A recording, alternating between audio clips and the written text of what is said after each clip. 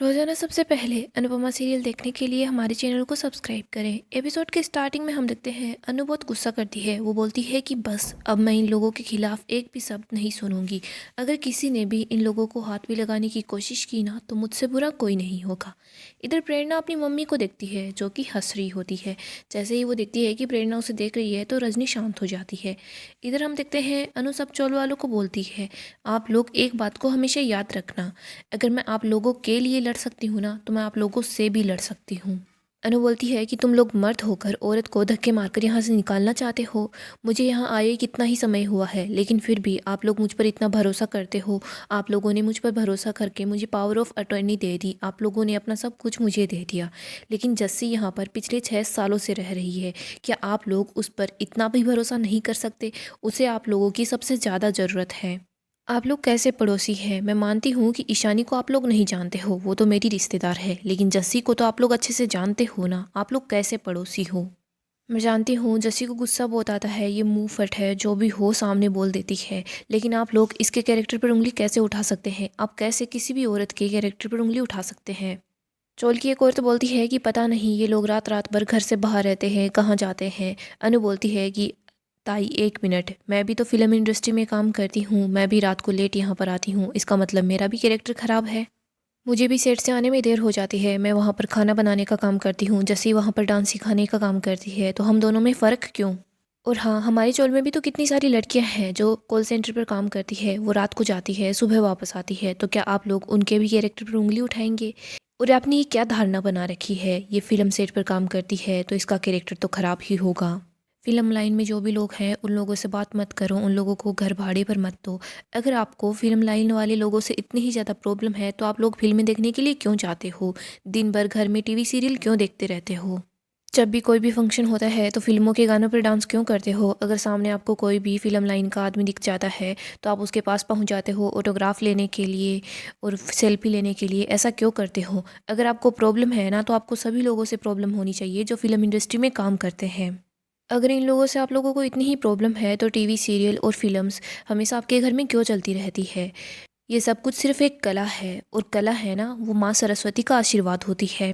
पता नहीं सब लोगों ने क्यों अजीब अजीब धारणा बना रखी है। अरे ये तो पुलिस वाला है तो पक्का घूस लेता होगा, ये दूध वाला है ये दूध में पानी तो मिलाता ही होगा। और उस लड़की को देखो कितना जल्दी उसे उसके ऑफिस में प्रमोशन मिल गया, ये वहाँ काम वाम नहीं करती है, इसका उसके बॉस के साथ चक्कर चल रहा होगा। आप लोग बस हमेशा ऐसा ही सोचते रहते हो ना। आज तो लोग किसी के बारे में बोल रहे हैं, हो सकता है कि कल को वो आपके घर की बहू बेटी के बारे में कुछ भी बोले, हो सकता है आपके बारे में बोले, या फिर ऐसा भी हो सकता है कि आपके घर से कोई भी निकले तो उसके बारे में कुछ भी बोले, या ऐसा भी हो सकता है कि घर के अंदर बैठे लोगों के बारे में बोल सकते हैं। लोगों का मुंह तो कौन ही बंद कर सकता है। इस दुनिया में ना सबसे आसान काम है औरतों पर उंगली उठाना, औरतों पर इल्ज़ाम लगाना। और काकी आप लोग औरत होकर यही काम कर रही हैं। मोहल्ले के सब लोग, बिल्डिंग में रहने वाले लोग, चेयरमैन से लेकर सिक्योरिटी गार्ड तक, सब लोग यही देखते हैं कि औरत कितनी बजे घर आई है, कब वो घर से निकली, अकेली आई है या फिर किसी के साथ आई है। इस चीज़ का हिसाब जरूर रखते हैं। मैं मानती हूँ कि ईशानी के सपने बड़े हैं लेकिन इसकी बुद्धि छोटी है। इसने बहुत सारे गलत काम किए हैं लेकिन ये वो मर्यादा कभी भी नहीं लांघेगी जो इल्ज़ाम आप लोगों ने इस पर लगाए हैं। अगर घर की बच्चियों से कोई गलती हो जाए या फिर वो गलती करे तो घर वालों को उनके साथ खड़े होना चाहिए, ना कि खिलाफ। और ये मीडिया वाले, इनका तो काम ही है हर बात को मसाला लगाना। अगर इनको कोई छोटी सी बात मिल जाए ना तो वो उसको तोड़ मरोड़ कर कुछ न कुछ गलत बना ही देते हैं। लेकिन ये भी क्या करे, इन्हें भी अपना घर चलाना होता है, अपने बॉस को जवाब देना होता है। लेकिन आप लोगों का क्या है? आप लोगों की ऐसी कौन सी मजबूरी है जो आप लोग भी इन लोगों की तरह ही बातें बना रहे हो? अनु मीडिया वालों को बोलती है कि आप लोग घर से कागज और कलम लेकर नहीं निकलते हो, आप लोग तो नमक लेकर निकलते हो जो लोगों के जले पर छिड़कते रहते हो। आप लोगों की भी तो कोई जिम्मेदारी है ना, सही न्यूज़ सब लोगों तक पहुंचाओ। जो दिखाना है वो मत दिखाओ, जो बिकता है बस वही दिखाओ। आप लोगों के हाथ में कलम की जगह ये माइक और कैमरा आ गए हैं, लेकिन आप लोगों का काम है ना, वो है दुनिया का दर्द बांटना, दुनिया का दर्द बढ़ाना नहीं। और आप समझ क्यों नहीं रहे? ये जो आपके हाथ में फ़ोन है ना, ये फ़ोन नहीं है, ये बारूद है। और जब हाथ में बारूद हो ना तो सोच समझ कर चलना चाहिए, क्योंकि आपके एक वीडियो की वजह से किसी की ज़िंदगी बर्बाद हो सकती है। रजो बोलती है कि अनु की कही हुई एक एक बात सही है। आप लोगों का काम है सही बातों को लोगों तक पहुंचाना, आप अपने काम में थोड़ा बदलाव लाइए ना। इधर अनु चौल वालों को बोलती है कि आप हमेशा कहते हैं ना आपकी आपके घर भले ही छोटे हो लेकिन आपका दिल बहुत बड़ा है। आज आप लोगों को क्या हो गया है? आप लोगों को नहीं लगता क्या कि आपको अपने दिल के साथ-साथ अपने दिमाग को, अपनी सोच को भी बड़ा करने का टाइम आ चुका है? जसी बोलती है कि मैं आप सभी लोगों को अपना परिवार समझती थी, लेकिन आप लोगों ने मेरा दिल दुखाया है, मैं आप लोगों को कभी माफ़ नहीं करूँगी। भारती बोलती है कि मैं भी आपको कभी माफ़ नहीं करूँगी। वाह काको, आपने शादी का क्या तोहफ़ा दिया है मुझे। चोल के सभी लोग अनु, जसी, ईशानी से हाथ जोड़कर माफ़ी मांगते हैं, बोलते हैं कि हमसे गलती हो गई है। अनु बोलती है कि आप लोगों को आपकी गलती का एहसास हो गया है, लेकिन किसी को इतनी आसानी से माफ़ी नहीं मिलनी चाहिए, वरना फिर माफ़ी की कदर नहीं होती और इंसान कोई सबक भी नहीं सीखता। इसके बाद अनु इशू से बात करना शुरू कर देती है। ईशानी, मुझे पता है तुझे काम की ज़रूरत है, इसका मतलब ये नहीं है कि तुझे कहाँ से भी कॉल आ जाए तो तू बस यूं ही मुंह उठाकर चल दे। और बाकी तू इसकी माँ है, तुझे कम से कम पूछताछ तो कर लेनी चाहिए ना। ऐसा नहीं कि पैसे ज़्यादा मिल गए हैं तो हाँ ही इशू चली जा। अनुजश्री को बोलती है कि और हाँ, तू अपना गुस्सा थोड़ा कम किया कर। तुझे जब कॉल आया तो तू पुलिस स्टेशन में बिना किसी को बताए ही चली गई। अगर किसी को बताती तो हम लोग पहले ही सॉल्यूशन निकाल लेते। देख, अच्छा काम करने के बाद भी 10 बातें सुननी पड़ी तो क्या फ़ायदा अच्छा काम करने का। ईशू बोल रही होती है कि सॉरी अनुमा, मुझसे गलती हो गई। जैसी भी बोलती है सॉरी अनु, आगे से ध्यान रखेंगे। वो दोनों अपना सर नीचे कर लेती है। अनु बोलती है कि अगर कुछ गलत नहीं किया है ना तो सर नीचे होना चाहिए और ना ही कदम पीछे होने चाहिए। अनु बोलती है तुम दोनों मेरे साथ बोलो, ना सर नीचे ना कदम पीछे। इसके बाद अनु उन दोनों को गले लगा लेती है। अनु बोलती है ये बात यहीं पर ख़त्म होती है। अगर आप लोग भारती की विदाई में शामिल होना चाहते हैं तो हमें अच्छा लगेगा। चलिए विदाई की तैयारी करते हैं। आगे हम किंजल को देखते हैं, जो खाना बना रही होती है वो काफ़ी ज़्यादा अपसेट होती है। अंश किंजल के पास आता है, वो दिखता है कि किंजल रो रही है। अंश बोल रहा होता है काकी रो लीजिए, रोने से मन हल्का होता है। किंजल बोलती है कि मम्मी ने मुझे बार बार बोला था कि तोशु है ना वो कभी नहीं सुधरेगा, लेकिन मैं क्या करूँ, एक पत्नी है ना वो उम्मीद नहीं छोड़ सकती। एक पत्नी अपने पति को हर बार मौका देती है, लेकिन पति है ना पत्नी की उम्मीद को फिर से तोड़ देता है। अंश बोलता है कि उम्मीद है ना वो खुशी भी देती है तो उम्मीद है ना वो दर्द भी देती है। किंजल बोलती है कि अंश, मैंने सब कुछ करके देख लिया, उसके सामने रोकर भी देख लिया, उसे समझा कर देख लिया, उस पर गुस्सा करके देख लिया, प्यार से समझा दिया, लेकिन तोशु सुधरने का नाम ही नहीं ले रहा। अंश बोलता है कि आप एक पंचिंग बैग ले आओ, उस पर तोशु नाम लिख दो, इसके बाद उसको पीटो, अपना सारा का सारा गुस्सा उस पर निकाल दो।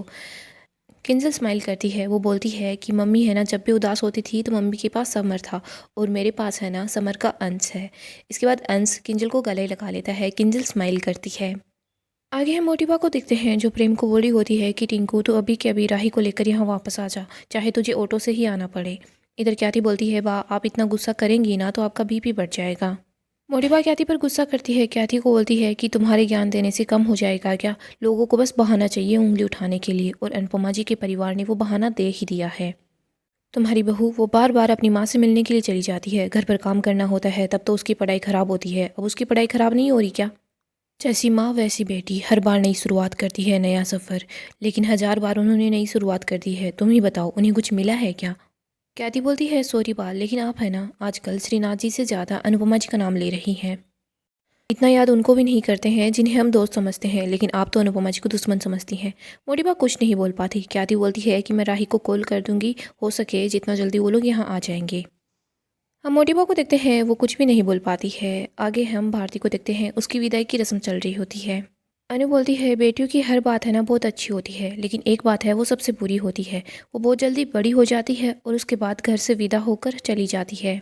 भारती अपनी विदाई पर काफ़ी ज़्यादा इमोशनल हो जाती है। जस्सी भारती को गले लगा लेती है। इधर प्रेरणा अनु के पास ही होती है। वो बोलती है कि इन दोनों का कोई भी रिश्ता नहीं है, लेकिन ऐसा प्यार है ना वो सिर्फ चोलों में मिलता है, महलों में नहीं। जस्सी बोलती है सॉरी यार भारती। भारती बोलती है कोई और दिन होता ना तो इट्स ओके बोल के छोड़ देती, लेकिन तूने तो मेरी शादी ही मिस कर दी, मैं तुझे कभी माफ़ नहीं करूँगी। जस्सी बोलती है यार प्लीज़ माफ़ कर देना। अच्छा ठीक है, जब तेरे बच्चे होंगे ना तो मैं उनको रोज़ डांस सिखाने आऊँगी, तब तो तू मुझे माफ़ कर देगी ना। और वैसे टेक्निकली मुझे तुझसे नाराज़ होना चाहिए, क्योंकि तू मेरी दोस्त भी है, मेरी बहन भी है, मेरी सहेली भी है, मेरी टीममेट भी है, रूममेट भी है, और तू मुझे छोड़कर जा रही है। जसी भारती को बोल रही होती है कि यार मत जाना। भारती बोलती है मेरी शादी हो गई है। जसी बोलती है हाँ तेरी विदाई हो रही है ना, मेरा दिमाग भी काम नहीं कर रहा, तो बस रुक जाना। इसके बाद वो उसको गले लगा लेती है, दोनों रोने लग जाती है। चोल की औरतें बोलती है कि विदाई आज ही करनी है। जसी बोलती है बस थोड़ी देर और। इधर हम देखते हैं प्रेरणा इमोशनल हो जाती है, वो अनु के पास ही होती है। राही देखती है कि अनु और प्रेरणा साथ है तो राही को ये बिल्कुल अच्छा नहीं लगता।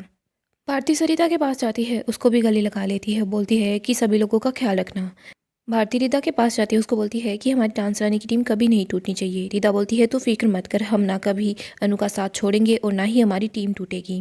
भारती बा बापूजी के पास आती है, उन दोनों का आशीर्वाद लेती है। भारती बोलती है बा बापूजी, मैं जब आपके घर आई थी ना तो व्हील चेयर पर आई थी, लेकिन वहाँ से वापस आई ना तो अपने पैरों पर खड़ी होकर आई।